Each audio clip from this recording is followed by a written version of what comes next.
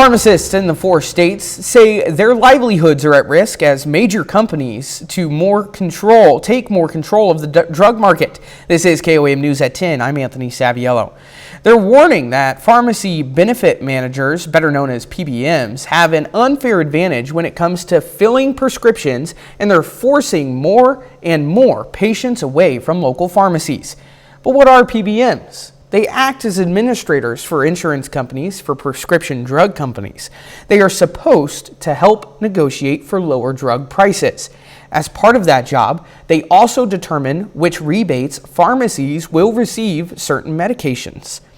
There are many PBMs, but there are 3 companies that control a majority of the market. Caremark's RX, Express Scripts, and Optum RX are all facing backlash from locally owned pharmacies and the Federal Trade Commission for what they consider anti-competitive practices. KOAM's Samantha Walker has more on this story.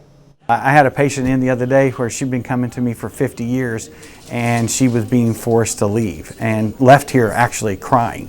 It hurt me. Pharmacist Brian Caswell is hoping to raise awareness about the actions of pharmacy benefit managers, known as PBMs. Exploiting their influence across the board to where it's impacting patients' health and small businesses like ourselves.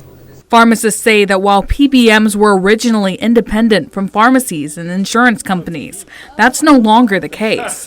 They say it's causing problems. They started realizing they could make money off of not only the individuals that hired them to do it, but also the drug manufacturers, the pharmacies, the patients, and suddenly they're bringing in money from all around, and their profits have skyrocketed. Major PBM companies now also own insurance companies and pharmacies. It's become a vertically integrated healthcare market, which local pharmacists say hurts pharmacies and patients while putting record high profits in PBM pockets. Now they're self-referring. So now they're paying me, CVS Caremark pays me a claim, but oh, guess what? I'm competing with CVS Caremark on the retail side. Pharmacists say the contracts they are offered are so low on most medications. In many cases, they're losing money when filling prescriptions.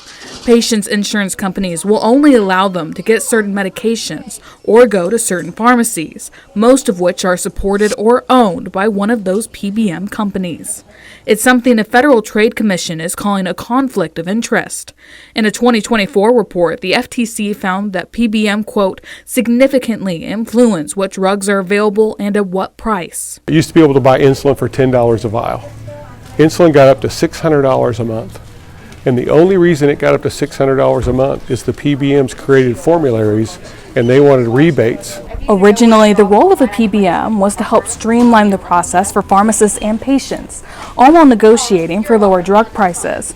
But as now 3 major companies control roughly 80% of the market, pharmacists say they're now doing the exact opposite. If you can't go to the pharmacy of your choice, you may have to drive 20, 30, maybe 100 miles to get to the next pharmacy that's under contract for that medication or for that contract itself. The FTC has filed a complaint against the 3 largest PBM companies for engaging in anti-competitive and unfair rebating practices that have inflated the list price of insulin drugs.